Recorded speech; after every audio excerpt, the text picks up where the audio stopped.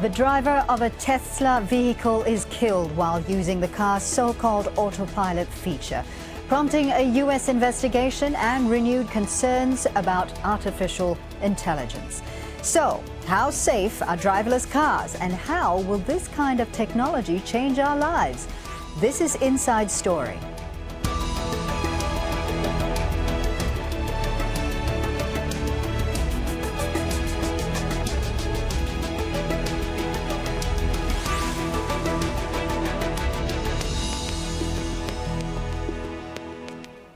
Hello and welcome to the program. I'm Fauziah Ibrahim. American car maker Tesla is known for pushing the boundaries with its new technology.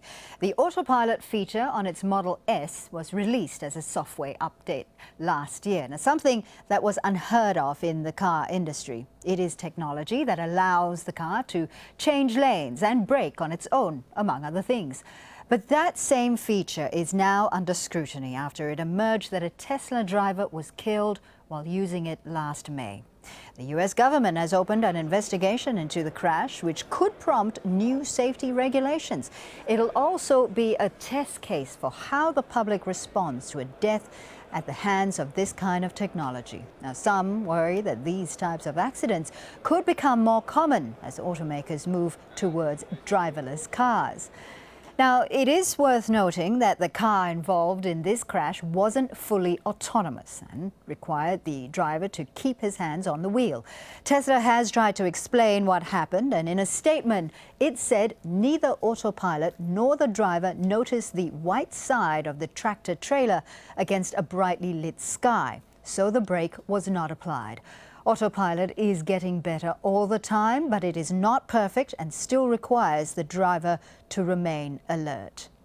Now, Tesla Motors says that its autopilot feature is improving all the time, partially because of people who test drive the car and report back. Now, videos of those test drives often end up on YouTube.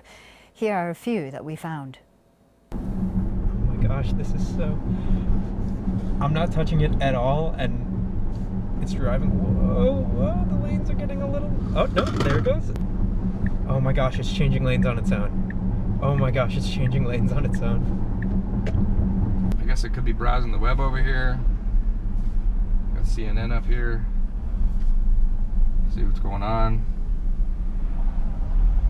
A beautiful baby blue color, which we're going to admire. That is a good, strong color. It's brilliant. I can bird watch. I can also car watch. Hello, how are you? I'm turning around. All right, let's bring in our guests now. In Sheffield, we have Noel Sharkey, Professor of Artificial Intelligence and Robotics at the University of Sheffield.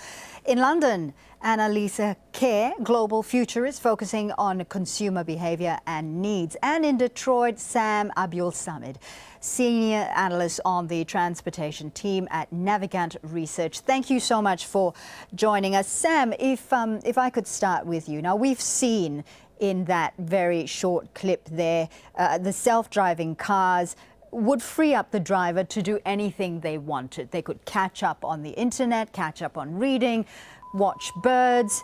They could even have their own conversations. It all seems so futuristically convenient. The question is it safe? Well, in the long term, yes, I think it almost certainly will be safe. And I think we do need to move towards a world of autonomous vehicles. The vast majority of crashes that we have on the road, the fatalities and injuries that we have every year, are directly related back to the actions of the people driving the vehicles. Unfortunately, we're not there yet, and there's been some real issues. I have some real issues with the way some manufacturers, and particularly Tesla, have promoted their self-driving capabilities. In fact, most automakers have been promoting the idea of self-driving cars, which is great, but I think that they're rushing too quickly to create the impression that the technology is ready for real-world use, and it is not. Autopilot is, a big problem we have is that a lot of the media has been going along and calling Tesla's autopilot and other similar systems self-driving cars. They're not. These are advanced driver assistance systems. And they cannot control the vehicle under all circumstances. In fact, not even under most circumstances right now. They're great for driving on the highway, but not in city conditions or where you have to deal with a lot of traffic, like this particular incident that happened. It's certainly understandable that there's a lot of excitement over this new innovation. Lise Kjaer, if I could bring you into the discussion. The driver of this particular Tesla car was beta testing the car. Now, he was testing it on a public road. He knew the risks that were involved. He accepted the responsibility of it. However, the other drivers on this particular road didn't know that they were part of an experiment. So is it ethically right for them to be involved in this experiment without them knowing? Is it right to beta test such a car on public roads? Absolutely not. And we could probably have speculated, would the tractor had that been connected to the car, this would have been all avoided. And as we heard from Noel, the misconception of autopilot and self-driving, we are not there yet. And I think in whatever context we will have self-driving or autonomous cars, we need a lot of legislation, needs to be investigated how best to do that. And also on another completely, on a bigger scale, infrastructure, the technical equipment is still not ready for this. And then again, when we look at a sort of wider context, the consumers as well people will closely monitor what's happening. And this incident, of course, could set the work back a little, but eventually it will not be a sci-fi fantasy. We are in front of the fourth industrial revolution where everything will be connected. It's forecasted that as much as 50 billion devices could be connected to the internet by 2020. Numbers are varying, but altogether we will live in a much more interconnected societies, and cars will be and transportation will be part of that connected society. Noel Sharkey, the makers of semi-autonomous cars say that ultimately the responsibility of these cars fall on the drivers. But even the most conscientious driver is merely reduced to just monitoring the route and monitoring how the car is progressing on the road. And humans being humans, no doubt, just monitoring and not being physically engaged in any sort of activity, your mind starts to wander. Boredom starts to set in. Does that then mean that when we're talking about driverless cars and humans, that is really just not a good match at all? Well, I think there are some serious problems there because Tesla have said that they make the driver sign a disclaimer. They also tell them that they must keep their hands on the wheel because it's not really a fully autonomous car. And they also tell them, the car keeps telling them, reminds them to keep their hands on the wheel. But nonetheless, this is requiring a lot less attention. So one drifts away. Humans can't help but drift away. You can't concentrate for 500 miles unless you're specially trained. And it's not just that, you come to trust the technology. There's something called automation bias. And automation bias is this idea that once something works well for quite a while, you then trust all its decisions and you don't think for yourself. And you can't suddenly say to people, right, you must work immediately. You must come back online immediately. So it's very difficult. And I think that in this case, the driver hadn't really been paying attention. And what's more, I don't buy into this idea that about the white trailer and the bright light not being seen, because the car also has a radar and ultrasonic sensors which work on a principle of sending out sound and detecting distances, and that isn't affected at all by white light. So there's something a bit odd going on here, and I think that this is all foreseeable. What it was a tall trailer, and it's a very short car, very low rider car, and as a result the sensors weren't detecting the trailer until the windscreen hit it. So they need to have some higher sensors, but it's insufficient for Tesla to say the driver is responsible and try and dust them off. I think Tesla is responsible for foreseeable accidents like this. Lise, do you agree that the driver is ultimately responsible, or Tesla is responsible in this particular case? You know, it's very, very difficult to because I mean, who is responsible? I mean, this is why we have big court cases going on, trying to understand from what point of view should we be looking at any case. So I would be very reluctant to sort of comment on that. But it's very sad that somebody had to die in this particular case. And obviously, when we look at all the test mileages that has been done by driverless cars, autonomous cars, and you know, we're seeing that it is you know, quite safe. Google did a lot of recording and had very minor incidents. And again, that was autonomous cars. But when you look to you know, autopilot, it's like a plane has an autopilot, but you still have to have a highly skilled pilot in there and a co-pilot. So again, it is humans working with technology, and they have to work together. Right. That is the whole idea, that they can assist the driving rather than just, you know, you give full responsibility to the automated system. Right.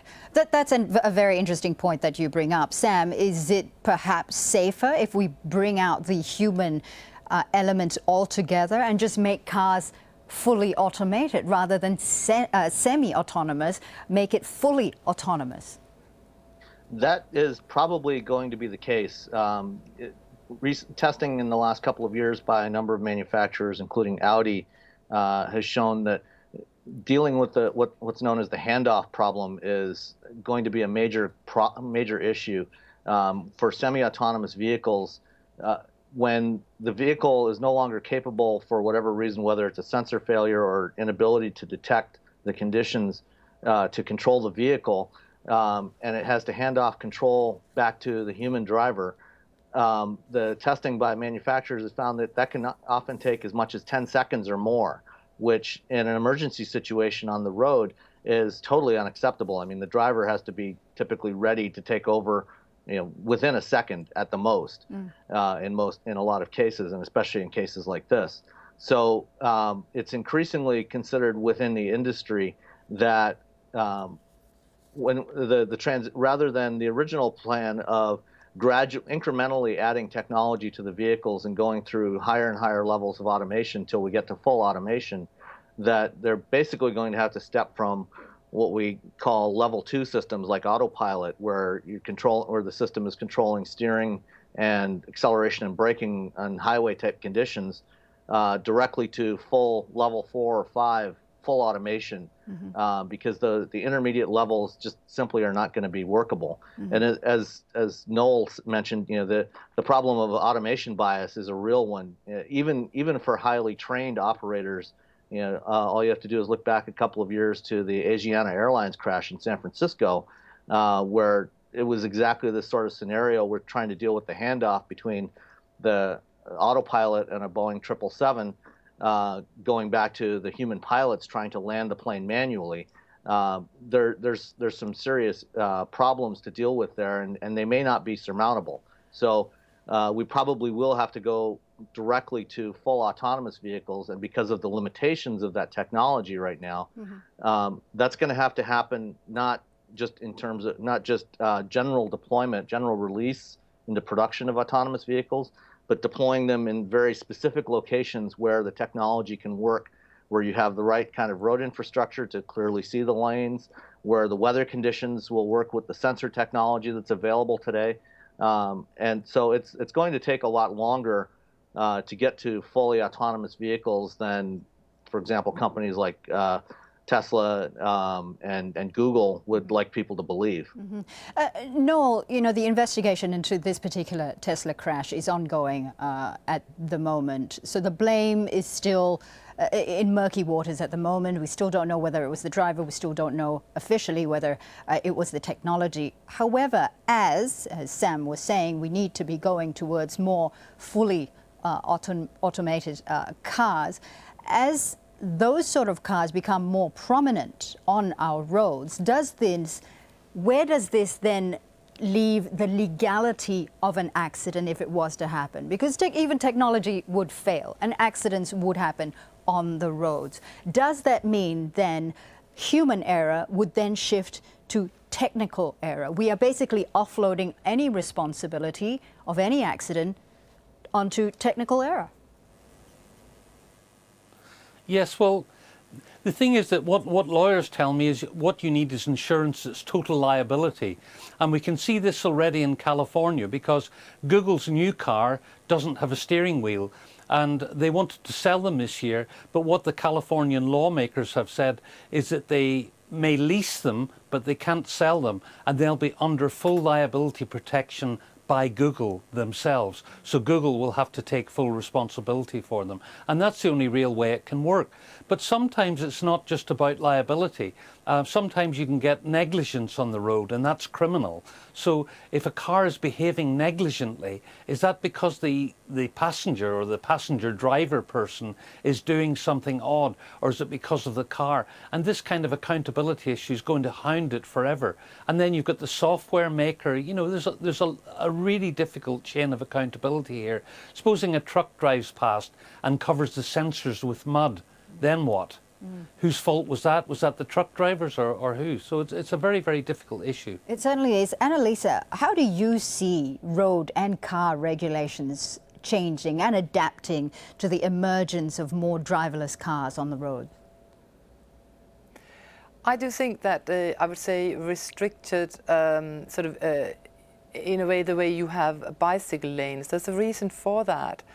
Because it's a different traffic, it's a different speed, and we've seen, for example, here in London, fatal accidents, and quite too many of them because of not having the correct infrastructure for cycling. So I guess in order to have the autonomous driving, it will really demand a different planning of the city, and I would see it as a positive thing. Once we start getting it there, we could even see a future where we will have owned devices. So basically the car, without perhaps a steering wheel, will own itself and be part of, you know, you just lease it and then it drives you from A to B. So I think it is early days. It's not as futuristic as it sounds, because living in London myself, I feel that owning a car is mad when you have easy access to public transportation anyway. But when you look out on, of course, say to America, where the roads are just endless, long, straight roads, it's nice to have the autonomy. So, of course, I think as well, it's a dream that we're speaking on at a global level, but it will also demand that would be adapted in local context because of size of country and et cetera, et cetera. But I think that generally people are warming up to the idea. There's a lot of jokes being made about, oh, you know, now you can do drunk driving, but I guess because you don't have to drive, you can just have an autonomous car. But generally, I think that we still need to see that there will be early adopters, there will be new city infrastructure. We might see those happening in China because of the new build of towns, where it's part of a greener and more environmental friendly thinking of the cities and how we will be living in the future. Noel, I want to bring you back into the discussion. You know, you've written a lot about artificial intelligence, AI, and also how much we should actually relinquish control in our lives to AI. Going back to responsibility, and if AI was to take over not just cars but our lives in general, are we then pushing any form of responsibility over to AI? How do you think that would change us as the human race? Well, it's very difficult. It's very difficult to say. And my problem has been that there has not been any joined up governmental or other thinking about it. You know, there's no political thinking about it. And I don't know the answers to this, but I know that it might be quite damaging to society. Because we don't want AI bosses in our lives. We don't want all these things being done. But at the same time, let me just say that I think that AI could be absolutely beneficial to us. And we're talking about self-driving technology here. And the one place where it's really good is in food production. So in farming, self-driving technology can make food production much simpler, much more efficient, and with a lot less fuel. And we might be able to start feeding a lot more people on the planet. The AI technology is also really good for monitoring climate change effects and creating improvements in that. But when it comes to other things like care of the elderly or care of children, then I have some very serious concerns there. Annalise, do you think it would change our human interaction with more AI in our lives? I'm certain that IA is the future, and IBM, I've recently been to visit them in Denmark, where they are working a lot with robotics, and they even speak about the cognitive era. Artificial intelligence is the future, but again, there is the ethical dilemma: how much do we want it to be part of our life? And I spoke to a colleague this morning, and he said, well, artificial intelligence isn't really completely artificial because it always demands the interaction of humans. But again, when we look at the efficiency of society and a better society, I think that we are on the road to something good. But if you look at, for example, the artificial or sort of robotic toys that can babysit, I'm not sure those are the sort of IE that we would like to see in the future. So when it can aid us to have better lives and not interfere too much with our privacy, yes, then it's fine. But I guess that this is something that is being discussed. I myself was in a presentation yesterday where I saw the MP Ian Wright speak about the technology and how they look into how, in fact, technology can be part of a better society. But I also hear that many of those thoughts are very early age. But there are the likes of Siemens, General Electric, and also IBM that are quite on the forefront of this. And it's part, again, of the Internet of everything being connected. Sam, you know, there was a discussion earlier today when in the office we were just talking about what would happen when we get so used to the fact that we have driverless cars on the roads. Does that then mean that if there was a fatality on the road that was caused by a driverless car, does that lessen the tragedy because it was caused by technology rather than a drunk driver? No, not at all. I mean, it changes the nature of it, but it doesn't. I don't think it lessens the tragedy of a death.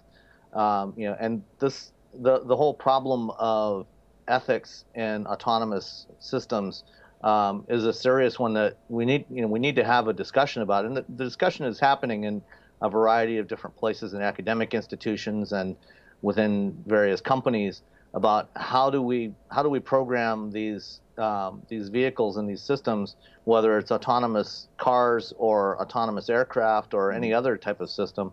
How do we program these to interact with humans? You know, you have the classic problem, you know, they call the trolley problem, or you know, any situation where a system needs to make a decision.